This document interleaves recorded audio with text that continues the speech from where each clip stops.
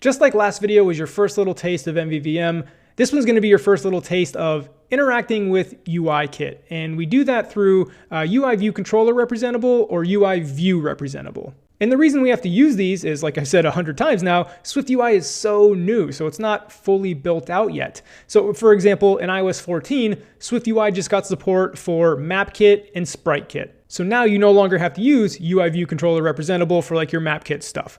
But there's still a lot left, such as the camera, which we're going to do in the next app, that doesn't have SwiftUI functionality yet. And there's many more, the photo picker. So for that, we need to integrate with UIKit, and that's what I'm going to show you here. However, I do suspect over the coming years, right, just like MapKit and SpriteKit got introduced this year, over time, I do believe the need for this UI View Controller or UI View Representable is going to, I don't know if it'll ever go fully away, but it'll become very, very niche, whereas most of the common, UIKit stuff will get SwiftUI counterparts. But for now, and until that actually happens, this is going to be a key skill you're going to need to know. Okay, so big picture, what's going on with these UI View Controller Representables and UI View Representables.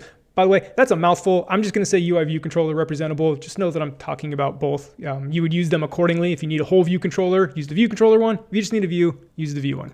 All right, so basically what we're going to create is a SwiftUI view that conforms to UI View Controller Representable. And that view, like, every view has what we're looking at here, this var body some view, right? In SwiftUI, every view has a body. Well, what the body of the UI View Controller Representable is whatever view controller in UIKit we create, right? Okay, so that's what's happening. This body is getting replaced with the UIKit view controller. So let's create this kind of container view, if you will. So we'll do Command N in Apple Frameworks, Swift file, hit next. We'll call this Safari view because that's what we're showing. The UIKit component we're using here is the Safari view controller, right? At the moment, there is no SwiftUI Safari view. Again, I'm assuming there will be in the coming years, but right now there's not. Whoa. Quick interruption, because after I filmed, edited, upload, recorded, all that stuff, this entire section, I randomly discovered that, oh yeah, iOS 14 did introduce a link that kind of does what the Safari View Controller functionality does. No idea how that slipped by me. When I saw it, I was like, how the hell did I not know about this? So anyway, I'm leaving this in and just putting in this little insert because the lesson remains the same, right? The lesson isn't about Safari View Controller. The lesson is the introduction into UI View Controller Representable. And towards the end of the course, there's an entire section called optimization. That's where we come back, fix things like this, also improve on our code in other areas. I've done this in previous courses and I got a lot of great feedback on that section. People like coming back and like kind of upgrading things, revamping things. So we're gonna handle switching to link in that section of the course, but I did wanna hop in here real quick and let you know somehow the existence of link in iOS 14 completely went over my head. So that's why I implemented this, but we'll fix it later. All right, back to the video. So call this Safari view, hit create, and here we are. So we need a struct, just like we're creating a view, so Safari view, except we're not going to do view here, right? We're going to do UI view control, and I'm not getting it because we didn't import SwiftUI. That's a key thing here. So UI view controller, there we go. UI view controller representable. Now, when I hit return, it's going to say I'm missing a few things. Because in order to conform to this UI view controller representable, we need two functions, right? One of them is going to be called make UI view controller, and the other, as you may have seen, would be update view controller. Now, these boilerplate functions that auto-filled for me doesn't have all the information correct, right? It kind of gave me the generic information, right? Like, for example, we don't want to return some UI view controller. We want to return Safari view, and we're not getting that because with Safari, you need to import Safari services, right? There's a framework. So do Command B. Now I should get a Safari view controller here. Yeah, there we go. SF Safari view controller. Forgot that as well. Now our context is just the generic context. We want this to be a UI, this is going to be a mouthful, view controller representable context, right? And then it takes in what we have here. We have our Safari view. And again, we're going to do the deep dive later. I'm just showing you this. Really what I want to get across is the two main functions we need and what's actually happening in this Safari view controller. We'll get into the nitty gritty in the next app. So can you guess what make UI view controller does? It makes the UI view controller that is going to take the place of our body in our view. So here's where we create that view controller. And The reason why this is a really straightforward, simple example is because, if we had our own custom view controller, of course, we would have to build that and make that. That's what we're doing in the next app. This one, a SF Safari view controller is kind of built into UIKit. So it's just one line of code. It takes in a URL. You know what? We want to make this generic, right? I can't hard code a URL because every framework is going to have a different URL. So our Safari view needs to take we can make it a let URL, and it's going to take in a URL object. So now we can just pass that URL into the make UI view controller. So whenever we initialize a Safari view, we'll pass in a URL that gets passed in down here to the Safari view controller. Now we need to update the update UI view controller here. Again, we're not doing just a generic UI view controller type. The UI view controller type is a Safari or SF Safari view controller, right? That's the type of view controller we're using. And then the context, again, is going to be this same context that we put up here, this mouthful, UI view controller, representable context, and then we pass in our Safari view here. And then the update view controller is actually just an empty implementation. You have to put that there for what we're doing because we're not actually updating anything on the Safari view controller. It's empty, but this should, what am I missing? But I thought this should work. What am I missing? There we go, build succeeded. That's why I always do Command B all the time, just to refresh my errors.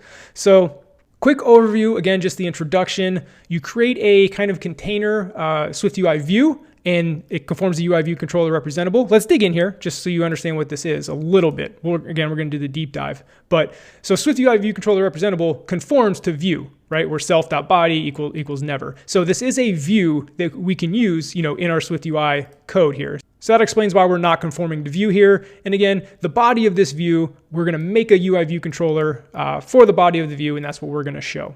So this is the basics of how you dive into UIKit. Again, creating our view controller is just a built-in Safari view controller. That's why that's so simple, one line. You can imagine if you had a more complex view controller, you'd have to do more code here. We're going to do that later. Okay, so now that we have our Safari view, move that up here. Let's go to our detail view. And if I pull up the design, you can see that the Safari view controller slides up in a modal sheet, just like our detail view. So back to the code, we need to add a sheet onto our detail view. So here we can do .sheet, and again, is presented. So like I said, we need a binding bool. We don't have that bool yet, so we're going to create that bool on our detail view called at state var. We'll make it private var. So your at state variables that are just unique to one screen should always be private. So private var is showing Safari view, and again, that's going to equal false by default. We're going to flip that to true when we hit the Learn More button. So let's do that first here. So here's our Learn More button, right? Our AF button that we created. So our action for the button we want to do is showing Safari view equals true. So now when we tap that button, flip that to true. Again, the declarative, right? We're just changing a source of truth of data. The UI reacts. So is presented now, we want that to be based on is showing binding is showing Safari view. So again, whether the sheet is presented or not depends on what value is showing Safari view is. And the content we want to pass in is our Safari view, right? And then remember, we made Safari view take in a URL. So here's where we create our URL, and the URL we want to create from string, right? Let's find that here, right? String. And the string we want to pass in is framework.url string, right? We already have that in our data. Now, you can go like this if you like to live dangerously. That is force unwrapping it, and just assuming our URLs are always going to be correct. Or you can do some nil coalescing, give it a URL, again, pass in a string, and you could give it. This could be some website you have on your server, like seanallen.co/notfound, and you could have a nice little empty state, or you could send them to some default website if that makes sense. Like we'll send it to apple.com. We know that's going to be good, so we'll force unwrap that. Or if the URL string on the framework doesn't work, you could pop up an error. Again, there's tons of different ways you can handle the errors. We're going to get into error handling in the final app of this course. So again, to recap what's going on here, our sheet is going to be presented based on our is showing Safari view bool. What we're going to show is our Safari view, which again is our UI view controller representable here. When this initializes, instead of having a body like the view has, it's going to make a view controller. The view controller that it's going to make is Safari view controller with the URL that we pass in. So if we go back, that's what's going on down here. We're passing in our framework URL string. And if that is nil for some reason, we'll pass in apple.com or handle the error. And again, this all gets triggered when we tap our Learn More button. We flip that to true. So let's hit stop, run it. Okay, let's tap on class kit, learn more. there's our Safari View Controller that pops up. And the nice thing about Safari View Controller is that it, it has all this done button. Remember how we had to create our own X button to dismiss it? Well, now it has its own done button. So, you can learn about class kit real quick. Okay, I'm done. And then it'll slide back down. And then you can either slide this down or hit X. One quick thing I want to show you before we wrap up this video is just a little slight variation we can do on sheets, right? Because like when we hit metal, right, it's pulling up this card that has this auto dismiss swipe down. You may want that. You may like that. You got to add your button. That could be your style. Well, maybe on our Safari View Controller, we don't want this card here. We want it to be like full screen, right? Just, I don't know, maybe we like the way that looks. So new in iOS 14 here, let's stop this. Instead of sheet, literally the only thing that's different is you do instead of sheet dot full screen cover, as you can see, and you're going to get the same. If I hit return, it's going to mess me up. So I'll just type full screen cover like it is. And literally none of the parameters change. They're all the same. You just go from sheet to full screen cover. So now when we run it, and I guess I'm just running it on simulator from here on out.